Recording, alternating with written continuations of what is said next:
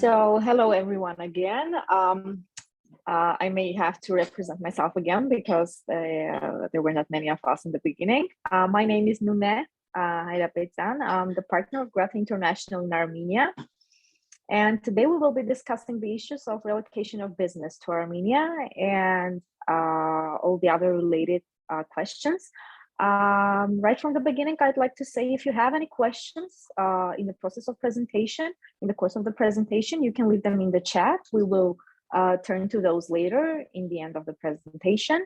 You can leave them both in English or in Russian. There is no difference, just today the language of today's webinar was chosen to be English, but in the end, if there will be questions, we can address those in the language you prefer, like in Russian or in English. Or in Armenian, if there will be any questions in Armenian. So, okay, turning to the issue of relocation of business to Armenia, I would like to, first of all, outline the contents of today's presentation. We will be discussing the legal forms of how to register a company in Armenia, and including the branches and representations of foreign entities.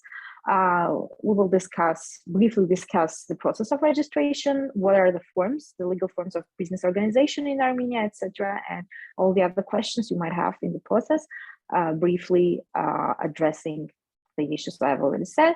And going forward, we will discuss the issues of taxation in Armenia, the different taxation regimes, different operation guidelines that might be useful for the businesses operating in Armenia.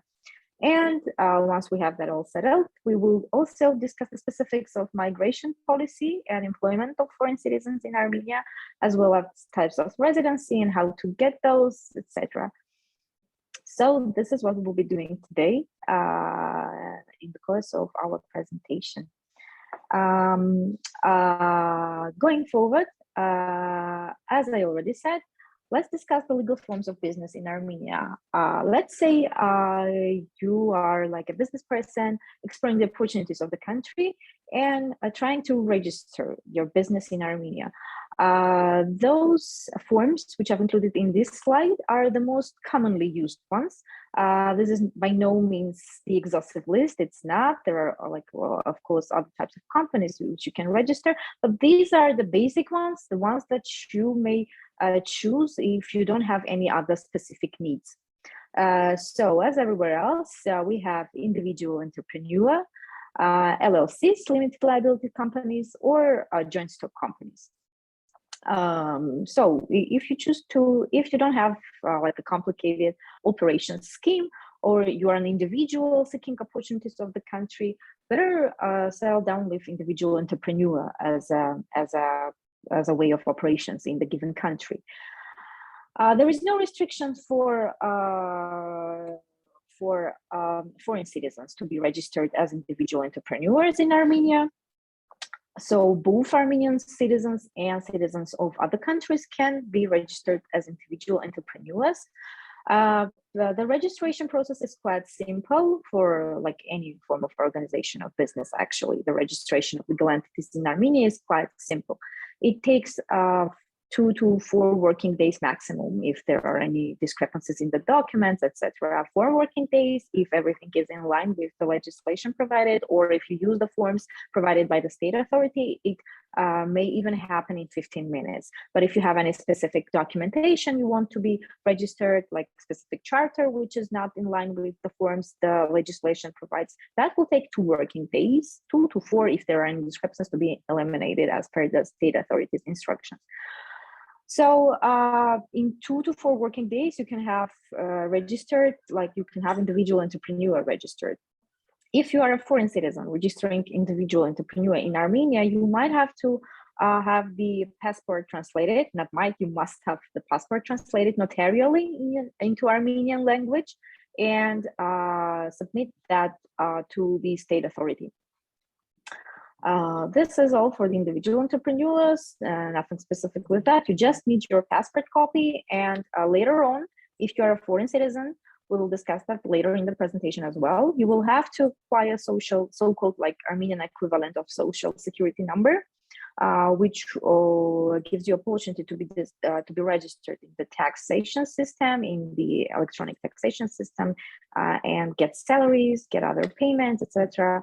In other words, you have to have the social security number in order to have an individual entrepreneur and everything else, actually, to get a salary, to be registered in tax services, which is not a quite complicated process and depends on the country you're coming from. But we will discuss that together with the residency issues, which we will be discussing in the end of the presentation.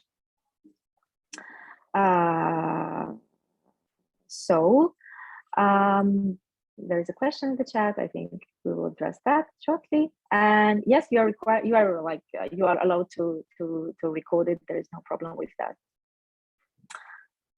Okay, so the next coming next is the limited liability company as a type of business in Armenia.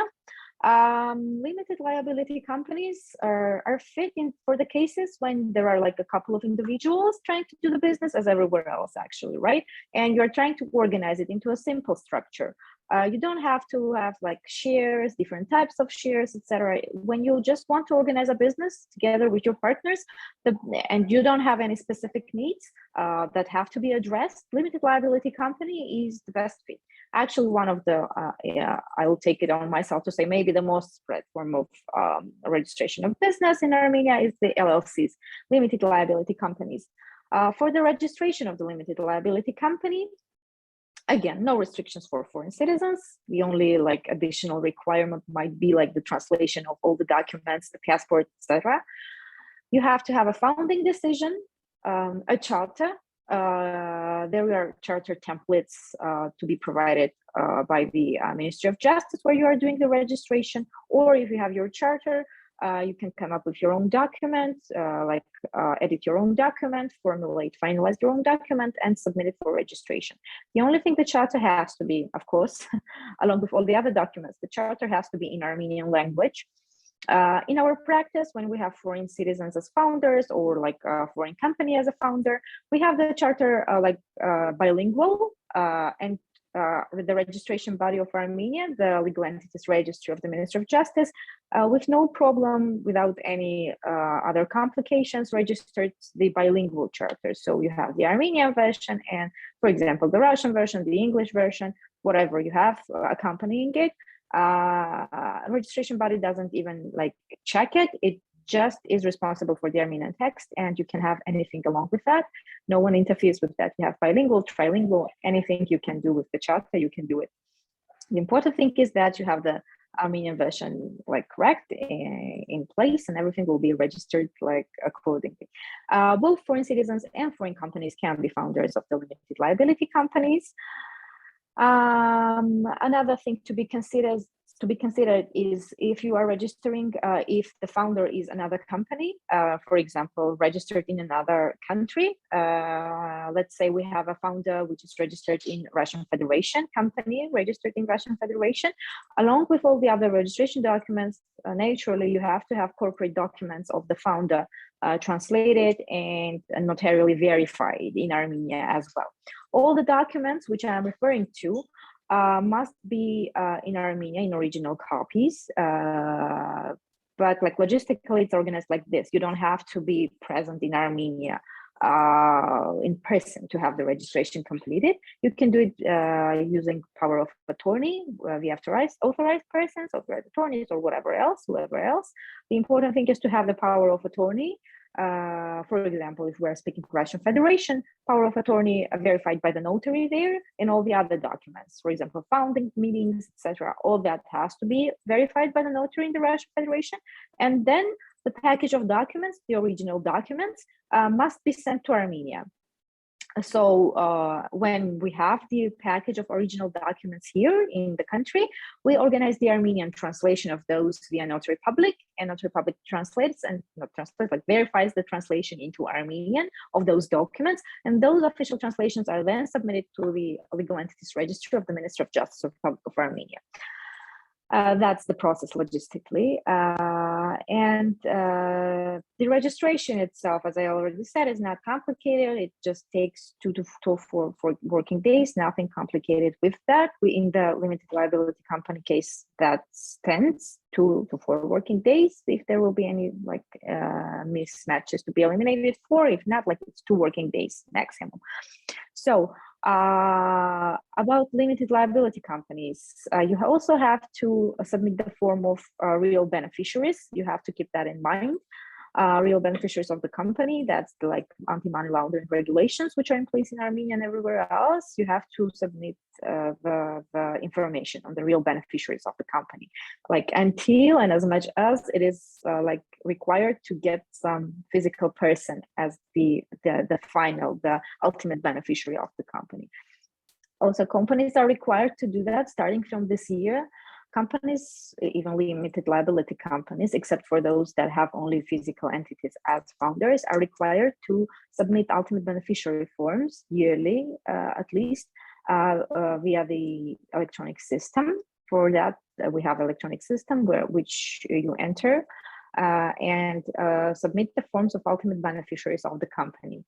And they are pretty detailed, and you have to have those in place. And if you don't, there is a fine for that. So be attentive for that as well. After registration, the company submits forms along with registration, and also afterwards. You have to have that in place, the ultimate beneficiary forms, which is very important and is under attention of the state authorities in Armenia right now very closely. So that's for the limited liability companies. You have to have a director in place for the limited liability company. Director, again, I'll discuss that in detail when discussing the employment issues in Armenia, employment of foreign citizens. But as a heads up, foreign citizen can also be a director of the company. There is no problem with that, as long as you adhere to employment regulations. You have work permit if that's possible, if that's necessary, or no work permit if that's not necessary. I'll discuss that in detail later. But as a heads up, foreign citizen can also be a director of the company without any problems.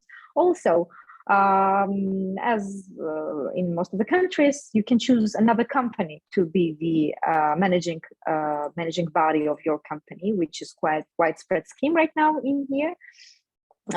If you are a foreign founder, a foreign founded company, which is founding limited liability company in Armenia, and you are not very eager to have a director, to have an Armenian director, or don't have a trusted person which can be an Armenian director, or reside in Armenia all year long supervising the activity of the company, you can choose a company as a manager of the company, and that's also being registered along with the registration of this company.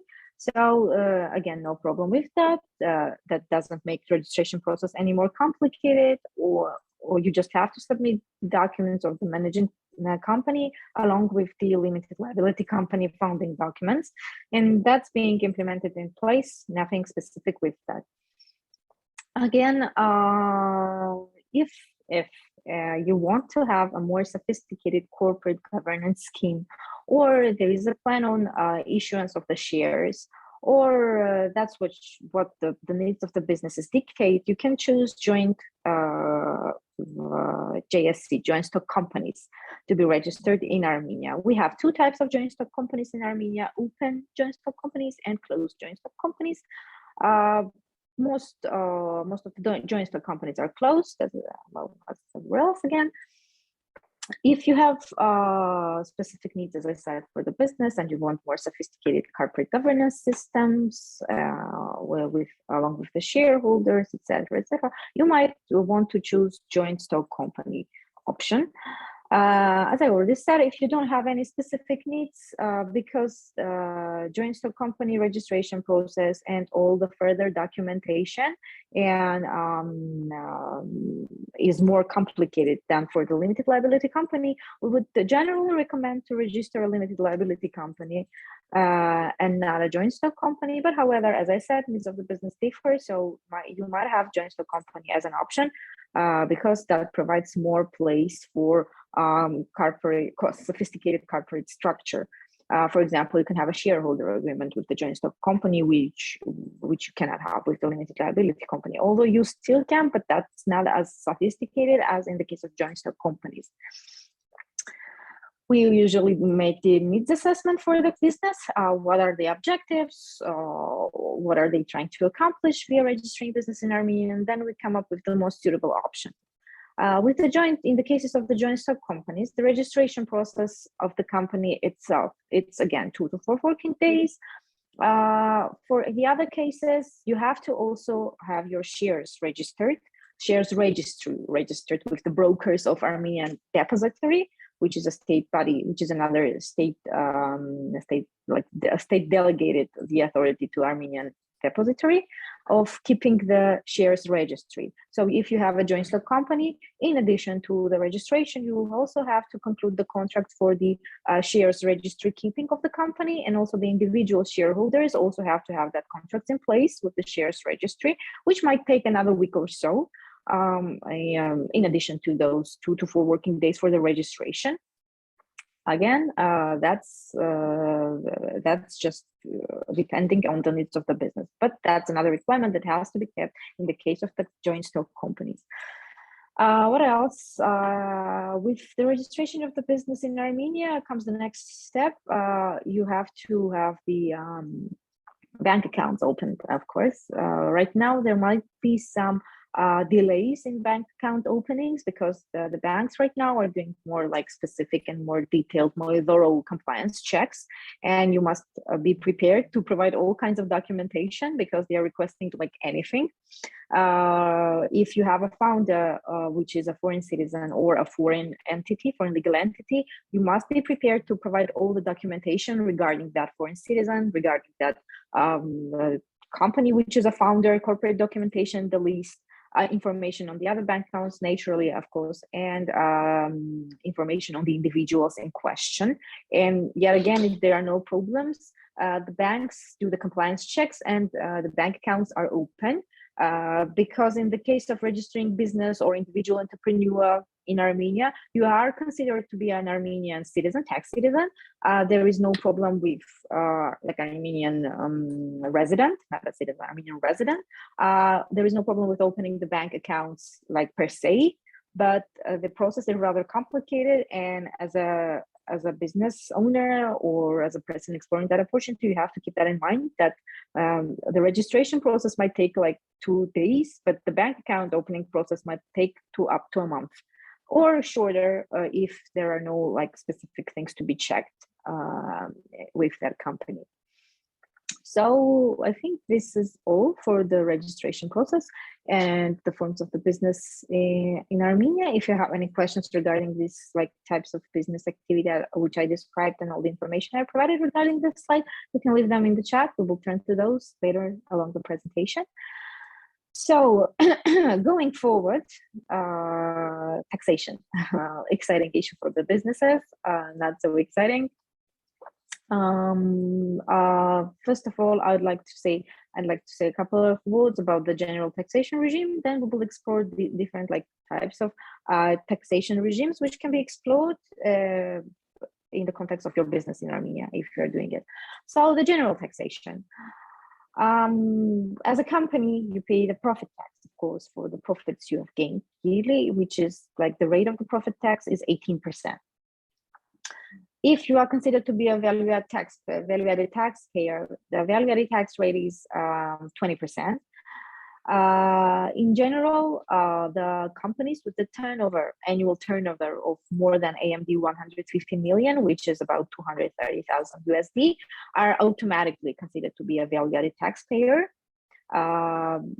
So that you just have to keep that in mind, that once your turnover exceeds the 115 million dram amount, you are automatically transferred from other taxation schemes to other taxation regimes to the value-added tax regime.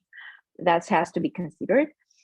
So you have to be keeping close count of the turnover if you're not willing to pay VAT to Armenian government and the tax authority. Going forward, for the employees, as an employer, as a tax agent, you are required to pay 21% of the income tax on the salary and other equal payments, which is 21%. As I said, for each employee, you also have to pay, as an employer, as a company employer, you have to pay Social Security fund, so-called Social Security fund contributions in the amount of 4.5% per employee. Also, there is a specific Armenian specific fee, so-called stamp fee. Stamp fee, it's a contribution, mandatory, not like a contribution, it's a mandatory contribution that like employers are required to make on behalf of all of their employees. And that's going to Armenian fund for military relief, and that to help for the military, for the people impaired in the military activities, etc. But like that's a state contribution, that's a state payment which you are obligated to pay. There is no option to avoid that, even if you have like foreign citizens in founders or foreign entity, but as a founder. But that stamp fee is not like as much as all the other payments. It's like AMD 1,500 to 15,000, depending on the calculation base, which means depending on the salary the person you are paying it for acquires. The more the salary, the more the stamp fee. It's about like $4 to probably to less than like 15, well, maybe $20. Okay, this was the general taxation regime, but as I already said, there are a couple of regimes which you can explore to choose to pay less taxes. So first of all, and most widely spread, is the turnover tax regime. If the predicted turnover of your company, and not only predicted, actually the factual turnover for the year, shall not exceed 115 million drams USD, which is equivalent to USD 200, like 30, maybe 50, 250,000 at this point, you can choose the turnover tax regime upon registration of the company. You have like a couple of weeks to do that.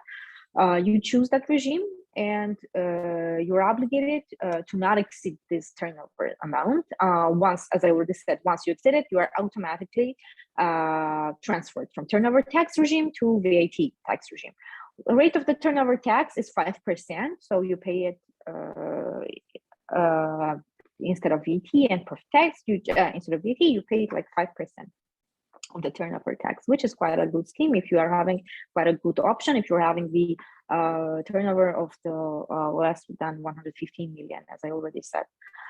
Along with that, you also have the micro entities taxation regime, which also can be chosen once registered. You can, to be clear, you can choose either of those. You cannot choose like one, then another, then another.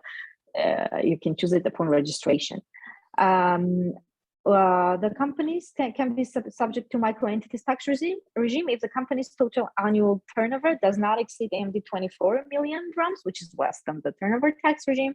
Micro entities, individual entrepreneurs, which are planning not to exceed this amount, usually choose this because this is the most suitable option in terms of tax payments, because you pay the less, the least of tax payments are considered in this micro entities taxation regime. So micro entities do not pay any taxes except for the PID in the amount of 5,000 AMD monthly for each employee, and taxes and custom payments for the import or export of goods, and Social Security fund contribution stamp fees at the regular. So if you compare, you don't pay the income tax for the employees in the amount of 21%. So that's, you just pay AMD 5,000 per employee. So that's quite a, if you fall under this category, this is the only option to choose, if I may say. This is very profitable and the most comfortable scheme to operate in if you are, for example, an individual entrepreneur, as I already said, with not the turnover of exceeding none of this amount.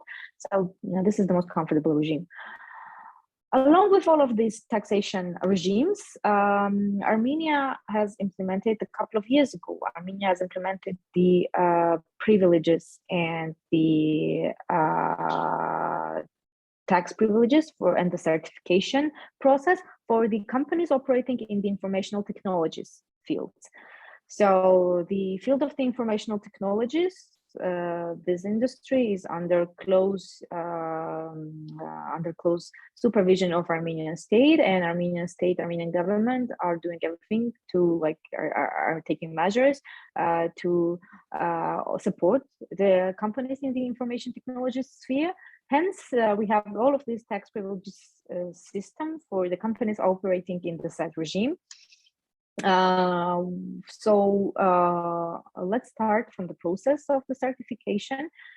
So you have registered the company, which you are planning to register a company. Let's start from the beginning, which will be operating in the sphere of the informational technologies. There is a couple of requirements, like actually a lengthy line of the requirements you have to comply with to be certified in the sphere of the IT technologies. Right from the beginning, if you have a founder, which is another company operating in the sphere of informational technologies, meaning a legal entity operating in the same sphere, as a founder, you cannot be certified for the informational technology certificate, tax certificate.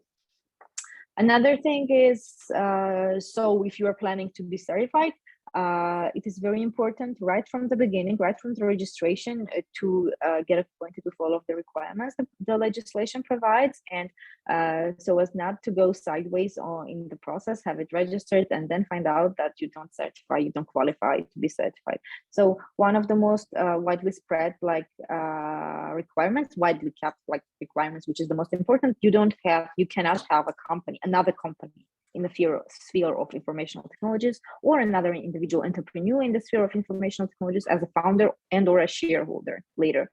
That completely disqualifies the company for the certificate. Another thing is you have to bear in mind that you must not exceed the certain amount of employees. So once you exceed the amount of 35 employees, your certificate is canceled. So you have to keep that in mind. So you have to have the employees amount which is less than 35. That requirement might change, but we have a specific law that addresses that specific law of the state contributions in the sphere of IT. So you have to check it, see if you qualify, and then take all the next steps in the scheme. The certified company. So what does the IT certificate give to the person certified? The IT certified companies are exempt from the profit tax. As you remember, that was 18%, which is a lot. So you don't pay the profit tax, which is perfect, right? And the personal income tax for employees, which all the other entities who are not in the IT sphere are paying the amount of 21%. For the IT people, for the IT certified company is 10% for each employee, like 10% instead of 21, zero profit tax rate instead of 18. So that's already quite a nice taxation regime to operate in, at least in comparison to all the others. The rest of the taxes, if you have like VAT for the import, social security payments, stamp fees, they all remain the same. But as I already said, you already are exempted from the profit tax, which is in the amount of 18, and instead of 21% for income tax for every employee, you pay 10%. So that's quite a comfortable scheme. That's why comfortable regime. That's why we have lots of companies operating in the IT sphere, and lots of the worldly renowned companies delegate their operations to the Armenian-based IT companies, just for the sake of more comfortable taxation regime the Armenia offers to IT companies. And in general, the approach the state authorities give to the companies in this sphere is very friendly and very cooperative. So usually they don't have any problems with anyone. Okay. This was all our taxation, like a brief summary for taxation. If you have any questions, as I already said, you can have those in the messages. I will check them later. And you will also have, I think, the presentation, if I'm not wrong. Okay, so the employment issues of foreign citizens.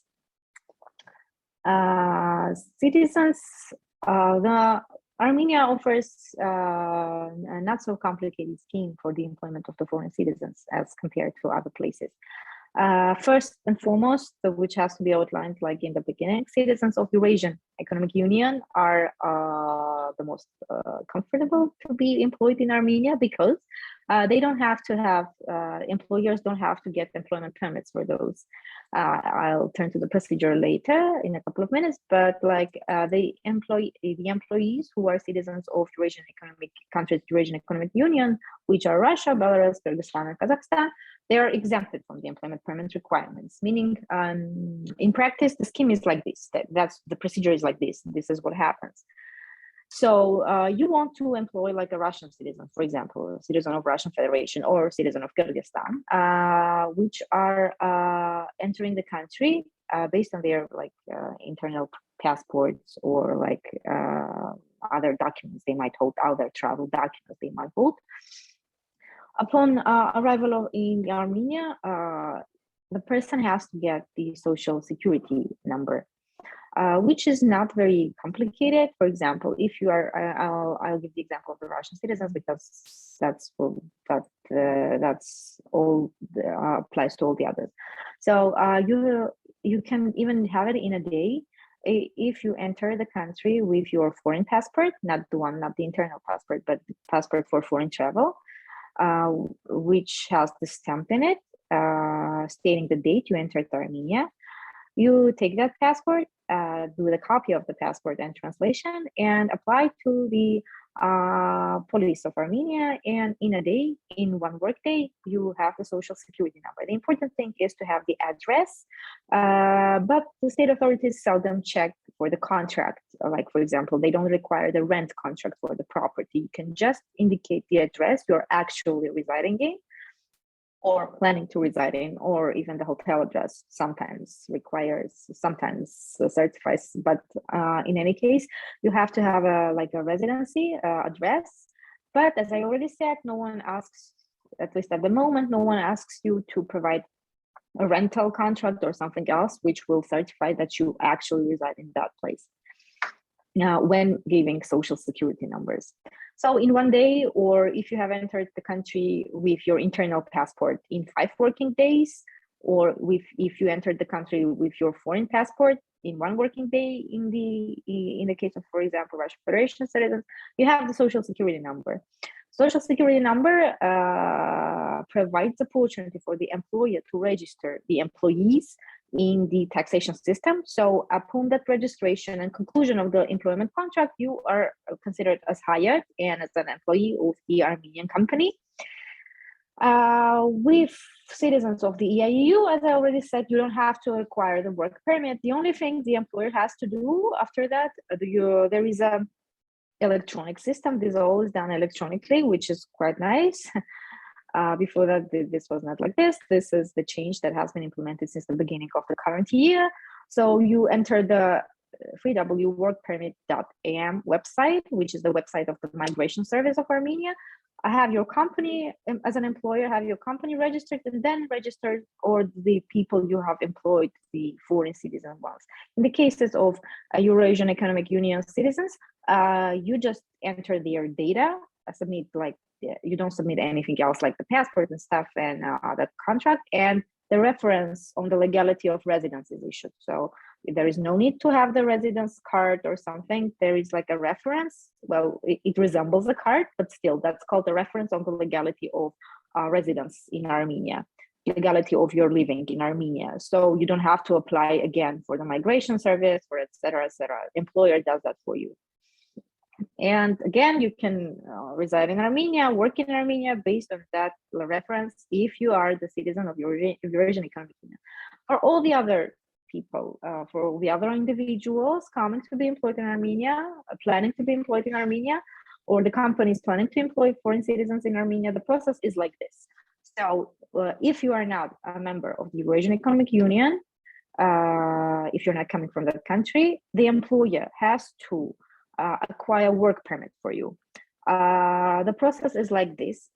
It's a bit long, a bit complicated, but not impossible. We do that all the time. So you, as an employer, once you have a vacant position, and you are planning to employ a foreign citizen, a given foreign citizen. For example, you have done an interview, you have a person you want to employ, citizen of somewhere like citizen of Italy or somewhere else, who you are planning to employ. This is the procedure you have to undergo. So you, again, via electronic system, you submit the announcement of the position, requirements, you have to fill out the forms, the director has to certify, etc., etc. So you have to fill out the forms, fill out the applications, fill out the requirements that are necessary for the vacant position, and submit all of this to migration service.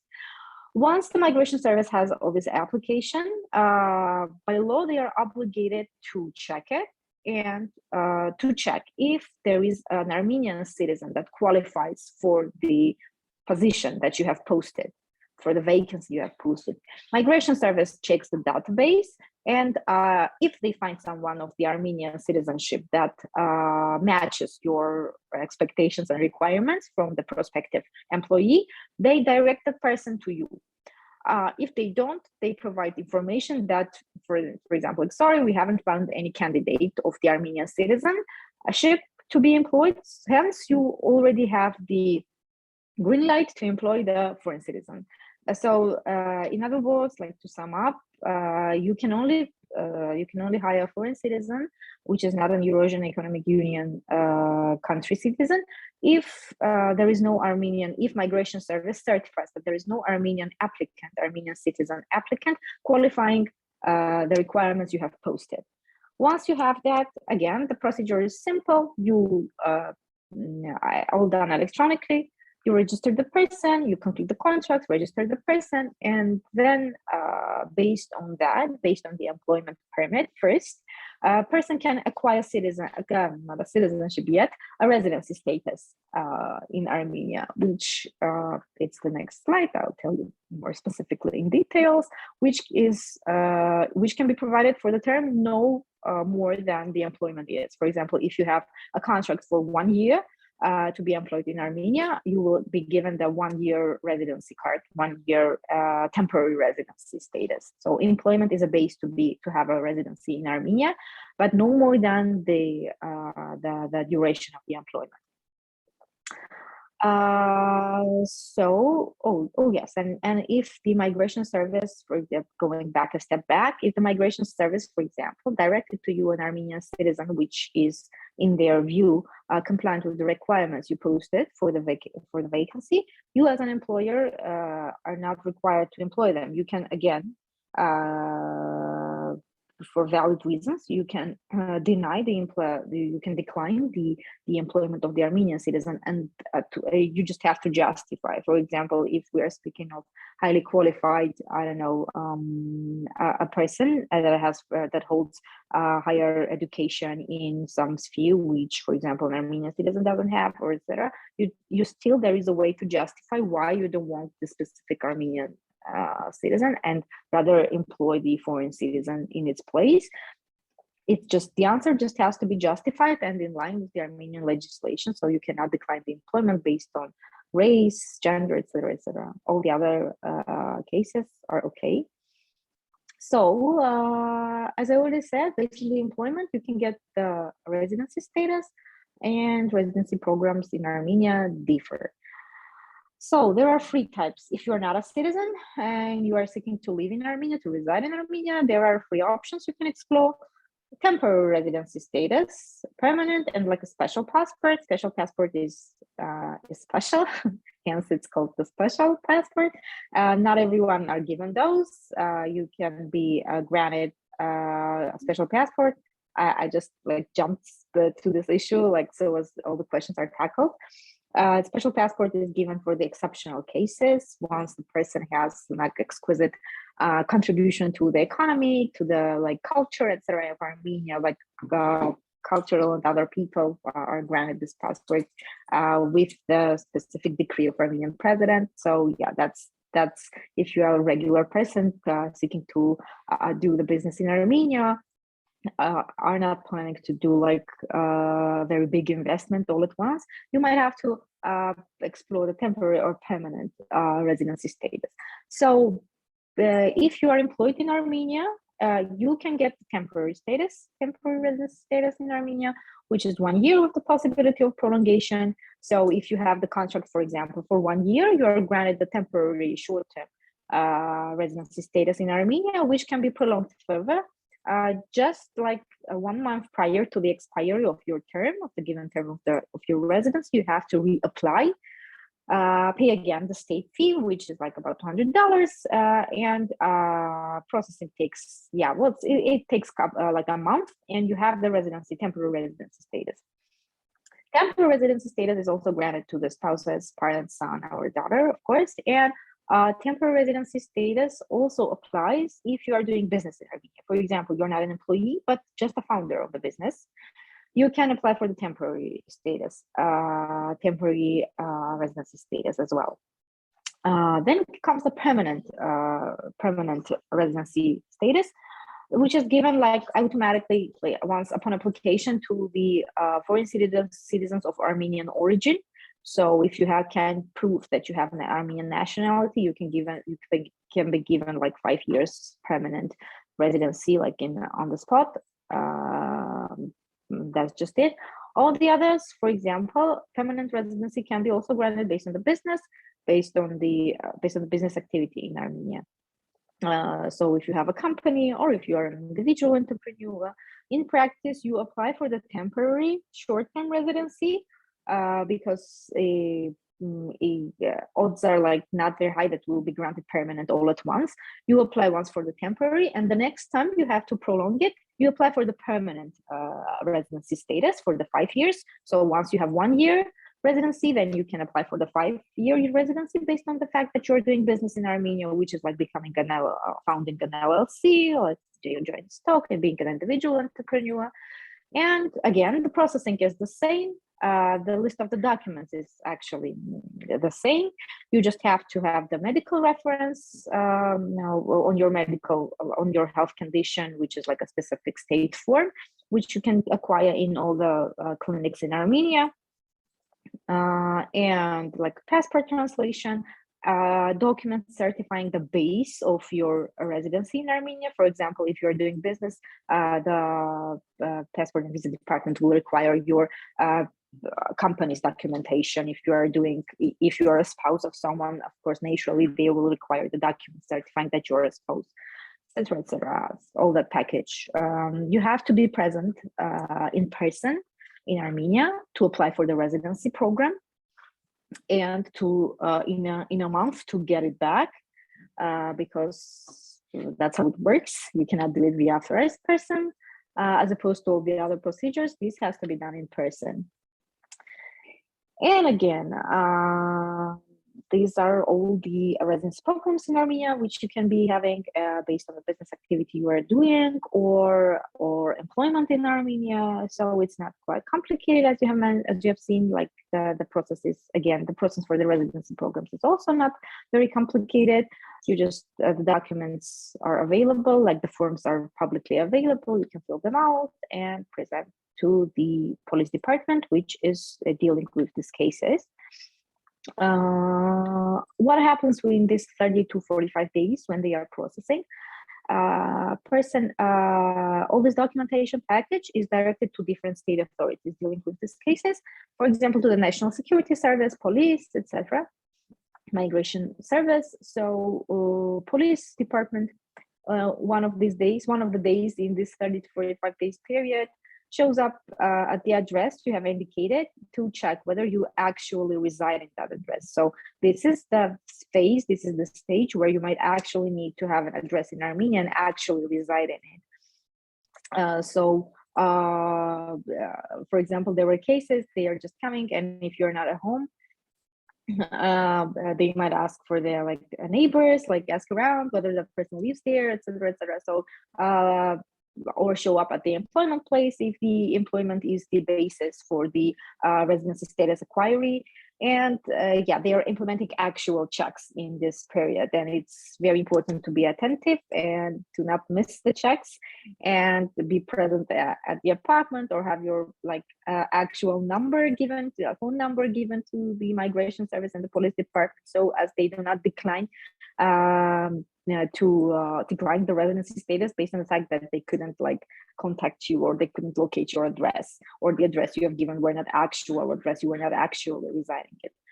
So yeah, this is like the practical hacks you might have to consider when applying for the residency status. And I think this is it for the residency programs in Armenia.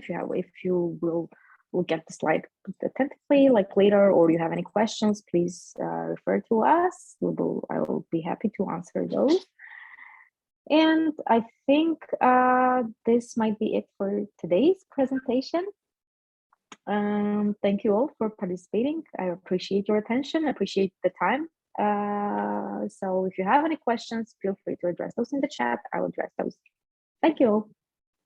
Of course, thank you all for participating. It was my pleasure. Of course, you can contact us via email in case of complex questions arising. We'll be happy to help. My email address is in the presentation slide right now. You can see it. It's like n.haidafetian@grata.com. You can find my email address and our contacts of all our offices on our website and all our subsidiaries on our website. So if you have any questions, we'll be happy to address those. I think we will have this. Yes, Stanislav, yes, the tax threshold is annual.